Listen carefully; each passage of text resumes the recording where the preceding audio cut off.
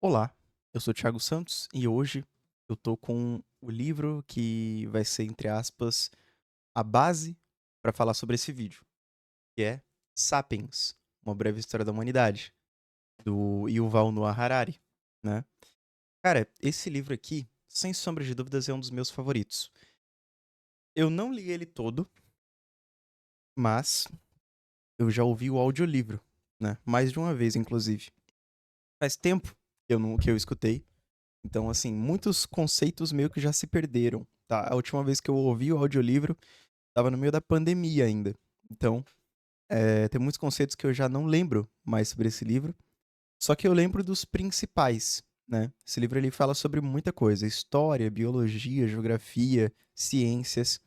É um livro bem legal, ele consegue mesclar todos esses assuntos e realmente dizer uma breve história da humanidade, né? De onde que a gente se originou, por que que a gente chegou até aqui, os outros humanos que viviam enfim, há cerca de 10 mil anos atrás, né, agricultura, civilizações e tudo mais. Ah, e esse livro fala das questões de crenças sociais, né?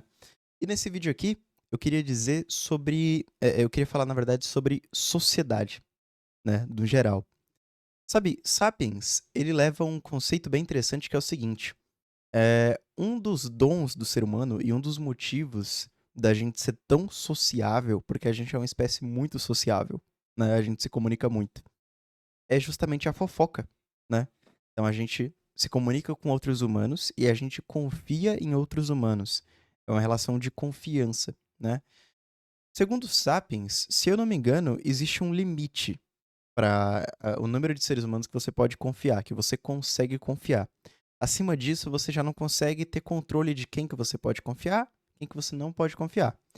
E esse número está por volta de 150 pessoas.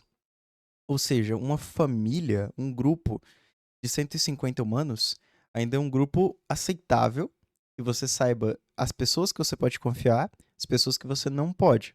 Imagina, por exemplo, um pequeno vilarejo com 150 pessoas, né? 150 pessoas é um número aceitável para você saber quem que você pode confiar e quem que você não pode, né? As pessoas se conhecem e aí a tendência, imagino que a criminalidade seja menor e tudo mais, menos violência, porque se você sabe que tem um cara que é pilantra, um cara que não paga as coisas, um cara que é agressivo, você simplesmente não vai socializar com aquele cara vai ficar isolado ou ele vai ser visto com maus olhos pelas outras pessoas.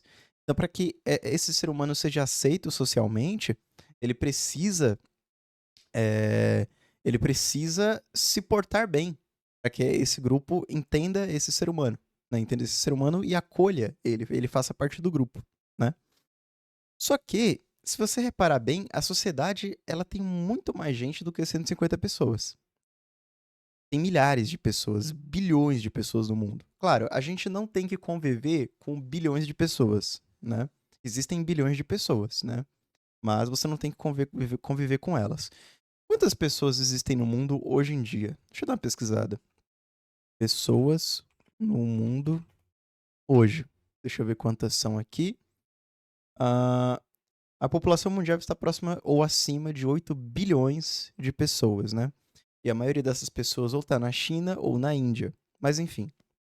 Mas a gente não tem que conviver com essas pessoas, né? Ou seja, em teoria, quantas pessoas vivem no Brasil, né?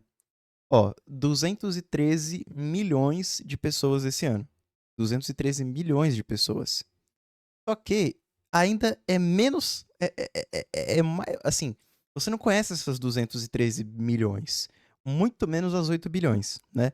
Então a gente vai ramificar um pouco, né? Então, sei lá, deixa eu pensar.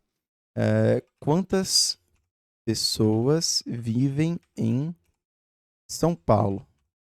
Vamos ver, ó. Segundo o Google, em São Paulo vivem 11 milhões de habitantes. Ou seja, se você mora no estado de São Paulo, você já não precisa conviver com 213 milhões de pessoas. Só 11 milhões. Tá vendo como ramificou bem mais? Só que, vamos supor que você não precise. Aliás, ramificar ainda mais, né? Então vamos pegar um bairro aleatório, por exemplo, Osasco. Osasco, população. Vamos lá, vamos supor que você mora em Osasco, vai. 728 mil pessoas, ou seja, de 8 bilhões, a gente foi para 213 milhões, depois a gente foi para 11 milhões e agora a gente foi para menos de 1 milhão. 730 mil, arredondando. Agora vamos pegar um bairro de Osasco mais específico ainda. Bairros de Osasco. Vou pesquisar aqui no Google, só pra gente dar uma olhada. E vou aproveitar e... Opa! Vou aproveitar e baixar um pouquinho aqui a thumbnail. Peraí que deu uma amassada aqui. Aí, vou deixar aqui. Só para que se consiga ver, né? Beleza, então. Ó, Vila São Francisco. Vamos lá, vamos pegar a Vila São Francisco, que é um bairro de Osasco. Vila São Francisco, população. Vamos ver quantas pessoas moram lá. Não há dado exato da população de Vila São Francisco, pois o IBGE foca nos dados municipais. Tá. Deixa eu tentar pegar outra, então. Bela Vista.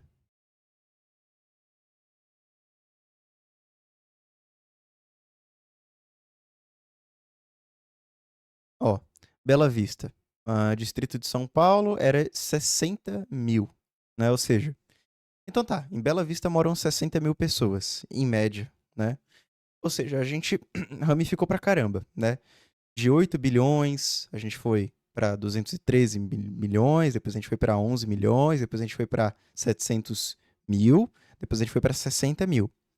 Só que, ainda assim, 60 mil é muito distante do que você precisa para que você tenha uma relação social saudável e conheça essas pessoas, né? Então eu já vou chegar lá. Transformar, centralizar, ajustar a tela. Pronto, cá estou eu de volta. Pois bem, o que eu quis dizer com isso aqui, puxando esses dados aqui na internet, é cada vez que você ramifica mais, você tem menores números e concentrações de pessoas. Obviamente, um ser humano ele não vai conseguir socializar com todos os seres da Terra. É absolutamente impossível. Você pega figuras famosas, elas não conhecem todos os fãs, não chegam nem perto, elas não conhecem 0,5%, 0,1% dos fãs, né? Pega, por exemplo, o Michael Jackson, sei lá. Se ele estivesse vivo até hoje, se ele tivesse vivo, cara, até hoje, se ele tivesse inúmeros encontros com fãs a todo momento, ele ainda não ia conseguir conhecer todos os fãs dele. Primeiro que você vê uma pessoa só, né, ter contato visual, não é conhecer. E mesmo assim, se você for considerar isso conhecer a pessoa, ainda assim ele não ia conseguir visualizar todas essas pessoas, não ia conseguir ter um contato com todos os fãs dele. É absolutamente impossível. Ou seja, a gente tem que ramificar mais. Pois bem, então você vê que não chega a 150 pessoas, né? Assim, sempre tem muito mais, muito mais. E eu vou dizer mais uma coisa, tá? Na verdade, 150 pessoas, para as pessoas que são um pouco mais introvertidas, é ainda, o número é muito superior à vida social que muitas pessoas levam. Porque falando de mim, por exemplo, eu conheço algumas pessoas, né? Eu não sei, cara, eu não sei se eu conheço mais de 150 pessoas, tá? Assim, eu conheço as pessoas do meu trabalho, aí conheço as pessoas correlatas, aí tem uma pessoa aqui e ali da faculdade, tem a galera da academia e tal. Quanto mais lugares você frequenta, mais pessoas você conhece, né? Na maioria dos casos, você não consegue criar uma conexão com essa pessoa a ponto de saber se você consegue confiar nela, né? Aí você realmente teria que ser amigo dessas pessoas, conversar e tal, e as pessoas se enganam o tempo todo, não dá pra fazer isso, né? Ou seja, é muito difícil você ter esse número de 150 na prática, né? Claro, o livro ele fala isso, só que assim, ele pode estar falando de uma micro-sociedade, né? Uma micro-família, grupo de 150 pessoas, né? Pois bem, o que eu quero dizer com isso, no final das contas? E o livro também fala sobre isso. Cara, se você já perde a confiança nessas pessoas, se você não consegue conhecer todas essas pessoas, como é que você faz pra confiar nessas pessoas?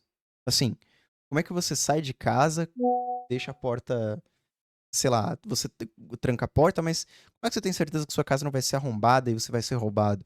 Como é que você tem certeza que você vai sair na rua e você vai ser agredido até a morte, né? Como é que você tem certeza que você vai estar andando por aí e ninguém vai te roubar? Bom, infelizmente, A gente vive em um país que, infelizmente, isso pode acontecer, né? Mas, no geral, as pessoas não têm esse medo tão aprofundado, porque, primeiro que a situação do Brasil é péssima, mas não é tão ruim, a gente também não tá numa situação de guerra, né? Embora os dados, assim, de pessoas que morrem no Brasil por latrocínio e tudo mais, talvez se assemelhem a países que estão em guerra, né? Mas porque a população do Brasil é muito grande.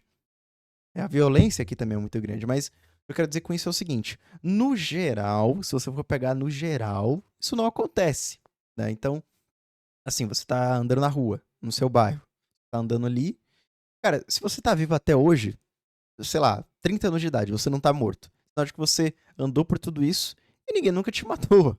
Ou seja, minimamente, pelo menos, as coisas funcionam. Essa relação de confiança funciona, né? Agora, de verdade, por que que a gente confia nas pessoas, né? A real é que, segundo o livro, a gente não confia nas pessoas. A gente confia nas instituições e nas crenças populares, né? E o mundo todo acredita nessas crenças, né? E a mais importante, a que mais teve sucesso, com certeza foi o dinheiro, né? Dinheiro ou materiais valiosos, tipo ouro, enfim, né? O que eu quero dizer é que você pode confiar nas pessoas por instituições. Então, por exemplo, uma pessoa que estudou em Harvard. Harvard é uma baita universidade, né? Então a pessoa, sei lá, se o cara fala, eu não conheço o cara, mas aí o cara se apresenta pra mim, eu conheci o cara hoje, meu nome é Fernando. Beleza. Fernando tá lá, eu posso ter tido uma primeira impressão dele boa ou ruim. Mas a partir do momento que ele fala que estudou em Harvard, aí minha percepção já muda completamente, né? Ele provar isso pra mim e tudo mais, cara, assim, eu já automaticamente ligo ele a uma pessoa inteligente, uma pessoa dedicada, uma pessoa em que, assim, não que eu possa confiar no Fernando já de cara, mas assim, já é um baita caminho, né? Eu sei que ele é uma pessoa que provavelmente é uma pessoa de sucesso, só por ter estudado em Harvard. Tá vendo como o nome da instituição pesou nesse momento? A gente tá confiando no Fernando? Não, a gente tá confiando em Harvard, na instituição, né? O livro também fala que essas instituições, de certa forma, elas não existem, né? Porque o que são essas instituições? Elas são fictícias, elas são ficcionais, né? Harvard não existe, outras universidades não existem, o Banco do Brasil, o Itaú, o Bradesco, nada disso existe. Porque o que são essas coisas, no final das contas? Elas são ficcionais, né? Então, por exemplo, o que é Harvard? É a universidade? É o concreto? Aquele, aquele paredão de tijolos? Então, por exemplo, se eu buscar aqui por Harvard, e eu, inclusive, adoraria estudar em Harvard, viu? É.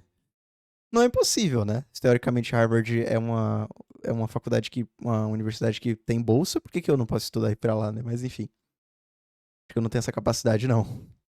Ou pelo menos essa dedicação. Bom, aqui é Harvard, então. Isso aqui é Harvard? Tipo, Harvard é unicamente isso? São esses muros aqui? São essas coisas? Tipo, esses tijolos, essas janelas? Só isso é Harvard? Não, com certeza não, né? É porque o exemplo de Harvard é ruim porque talvez ele só exista uma filial, mas você pega, por exemplo, o McDonald's, né? Que ele tem diversas filiais. Então, por exemplo, essa filial aqui, ó. Filial, né? Franquia. Eu nunca fui nessa franquia na minha vida. Essa aqui especificamente. Eu nunca fui. Ainda assim é um McDonald's. Ainda assim eu vou entrar lá dentro. Sei que vou encontrar um hambúrguer legal, bom de se comer, né? É um fast food muito conhecido, o McDonald's, né? E isso vale. Eu tô colocando confiança no nome McDonald's. Entendeu? A importância da franquia. Mas, cara, o que que é o McDonald's? Se essa franquia aqui for destruída, jogar uma bomba aqui e acabar tudo, o McDonald's vai deixar de existir? Não, não vai deixar de existir, né? Deixa eu voltar essa tela aqui, transformar, ajustar a tela. Bom, então, Harvard talvez seja um pouco mais complicado se existir só aquele lugar ali, mas McDonald's já é um exemplo bem melhor, porque tem várias franquias, né? Mas, cara, vamos supor que essas franquias continuem, e aí, por uma ordem judicial mundial, o McDonald's deixe de existir. E agora, a empresa que vai substituir vai mudar de nome e vai ser. Vai ser. Sei lá. É, Lanches Limitada. Pronto, agora a Lanches Limitada é o McDonald's. McDonald's não existe mais. Agora é Lanches Limitada. Tá vendo como as coisas são? Tipo, uma ordem judicial fez com que simplesmente não existisse mais. Aquilo que você acreditou durante tantos anos não existe mais. Ou seja, aquela instituição é ficcional, né? Mas aí você fala, mas ela só mudou de nome, ela continua lá. Cara, até que ponto? É complicado dizer isso, que ela só mudou de nome. É muito complicado. Porque, como eu disse, são franquias e franquias, né? Tipo, o cara abriu uma franquia, tem 40 franquias do McDonald's. Todas elas vão ser iguais? Olha, elas vão ser bem padronizadas. Se você mantém exatamente as mesmas características, mesmos ingredientes, mesmo padrão, mesmos funcionários, e muda o nome da empresa, ou a empresa tem falência, né? Declara falência, e uma nova empresa substitui, extremamente similar, né? Com um logo muito similar e tudo mais, e a mesma coisa. A mesma coisa com um nome diferente. Não existe mais McDonald's. É outra empresa. Ou seja, o McDonald's, ele, entre aspas, era ficcional. Mas a gente acreditava no McDonald's, né? Isso não é só para empresas, tá? Mas o livro ele fala isso, ele cita a Peugeot como exemplo, né? Peugeot Limitada e tal. Ele diz que no passado, esse é outro conceito extremamente interessante de Sapiens, né? E segundo esse livro, no passado a empresa não existia. A empresa era você. Então, você era um ferreiro, você era um sapateiro, você era um doutor, um médico, você era um dentista, você era sei lá, um professor. Depois de um tempo, isso não começou a não existir mais. Você pode ser tudo isso particular. Só que agora você pode fundar uma empresa e aí a responsabilidade não cai mais sobre você, cai sobre a empresa. Né? E aí você pode, por exemplo, declarar falência e aí a dívida provavelmente vai ficar no nome da empresa e não no teu nome, entendeu? Então tem. Eu não entendo nada dessa parte jurídica, mas provavelmente deve ser isso mesmo, né? Tanto que tem empresa que declara falência e depois abre de novo. É uma doideira. E é isso, né? Olha só como as coisas são. Mas eu tava falando então sobre as 150 pessoas, né, e a sociedade. Pois bem, aí eu comecei a falar de instituições. O que eu quis dizer com isso? Por que a gente tá em uma sociedade com muito mais pessoas do que 150 pessoas e a gente acaba ainda confiando uns nos outros, né? A gente tem relações de confiança a todo momento. As vendas, compras e vendas, elas são relações de confiança, né? E isso não é só de cortesia ou de bom senso das pessoas, tá? Porque, sinceramente, se for esperar bom senso de muitas pessoas, você vai se ferrar. Tem gente que não tem noção nenhuma, né? Mas a principal crença aqui, ficcional também, é uma crença ficcional, que faz com que as pessoas consigam conviver em sociedade e que tudo não colapse, é o dinheiro. É o dinheiro, cara. O dinheiro faz com que as pessoas trabalhem, se estressem, corram atrás dos seus objetivos, que muitas vezes tem a ver com o dinheiro, se relacionem, briguem, se unam, criem laços. O dinheiro, ele com certeza é o mais forte de todos, né? O dinheiro ele tem pontos positivos, pontos negativos, mas fato é que o dinheiro é o que não deixa a sociedade colapsar. É a crença mais importante. Inclusive, Sapiens tem uma frase muito boa que é o seguinte: as pessoas elas podem estar unidas por uma instituição como a igreja, uma religião, um lugar de uma academia de luta, por exemplo. São irmãos de farda, um exército, ou um país. Somos todos brasileiros. Mas esse livro diz que dinheiro teve sucesso em lugares onde reis, rainhas, países, religiões não tiveram. Ou seja, um muçulmano pode conversar muito bem com um cristão por dinheiro. Então, por exemplo, um cristão ele pode fazer comércio. Vamos supor que, cara, não sei bem como é essa rixa, né? Mas vamos supor que tenha um cristão e um muçulmano que se odeiem, né? Eles podem ainda fazer uma troca, né? Então, um quer comprar do outro, ali e tudo mais, eles tiram essa diferença religiosa de lado e fazem a troca, né? O comércio, ele é benéfico para as pessoas, ele é benéfico para a sociedade, e a gente, de certa forma, conseguiu evoluir dessa maneira, né? Fazendo comércio, né? Eu não consigo produzir um produto sozinho, né? Isso, inclusive, é muito bom, né? Porque, por exemplo, sei lá, um simples livro. Cara, tudo bem que isso aqui é um processo industrial, mas se eu for voltar na época das produções mais manufaturadas, né, as manufaturas antes da indústria, então, por exemplo, um cara produz maçãs. Ele tem muita terra, tem muita macieira. Aí o outro cara produz sapato, né? Beleza. Aí o outro cara cria vaca. Vai, vamos supor, né? Aí beleza. Aí eles se conversam assim e falam, cara, é o seguinte, eu tô com vontade de comer uma maçã e eu te ofereço um sapato, né? Tu aceita? É, aceito, tá, mas não é sempre que ele vai precisar de um sapato, ou então quantas maçãs equivale a um par de sapato, ou então depende do tipo de sapato, né? E o cara do couro, por exemplo, ele também vai precisar trocar couro com o cara que faz o sapato, para o cara do sapato conseguir fazer o sapato e assim vai. O ferreiro que produz o prego para pregar o sapato, o cara que minera o ferro, né? E assim, o cara que, sei lá, refina o ferro, né? Então tem tudo isso. Enfim, olha como essas trocas diretamente elas são complicadas, né? Tipo, quantas maçãs e o livro fala sobre isso também. Na verdade, não tem nada que eu tô falando que o livro não fale, e muito melhor, inclusive. Quantas maçãs equivale a um sapato, né? Isso é muito complicado de calcular. Depende da época, depende do quanto você quer comer uma maçã, depende da qualidade do sapato, depende se tá frio ou não, da época do ano, do seu humor, né? Agora, quando se fala de dinheiro, aí já é diferente. Porque você intermedia. Você troca um sapato por X quantidade de dinheiro, X quantidade de papel, que você acredita que tem um valor, que é ficcional, né? Aí, depois você troca esse dinheiro por maçã. Isso você pode fazer em qualquer época do ano. Claro, tem vários conceitos, tem inflação, tem várias coisas, cara, mas em resumo, você não precisa trocar um produto diretamente pelo outro. Você pode armazenar isso durante um período. Cara, isso é incrível. E as pessoas acreditam nisso. Pessoas levantam de manhã, acordam, vão para os seus empregos, alguns dirigem ônibus, alguns fazem segurança, alguns fabricam pão, alguns fazem a farinha para fazer o pão depois, ou outros produtos, alguns vão lá nas plantações, colhem trigo, outros fazem trabalhos administrativos. E essas pessoas, elas, se você pergunta para elas, muitas vão dizer que não, se eu não queria estar fazendo isso, mas se eu tivesse dinheiro infinito, eu não precisava fazer. É, o fato é que as pessoas precisam trabalhar para que a sociedade funcione, pelo menos no atual momento social, né? Cada um tem sua função social, na maioria das vezes, né? Algumas pessoas acabam não tendo uma função tão bem definida, mas a maioria das pessoas tem. E é isso. Tudo, tudo tá em torno do dinheiro e ela com certeza é a crença, ele com certeza é a crença que mantém as pessoas mais unificadas possível, né? Ainda assim, existem as exceções, né?